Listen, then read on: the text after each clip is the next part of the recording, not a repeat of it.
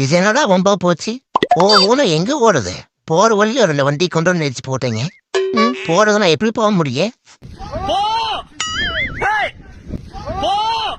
அட இவன் ஆடுறாவன் கூறுகட்டவனா இருக்கிறா.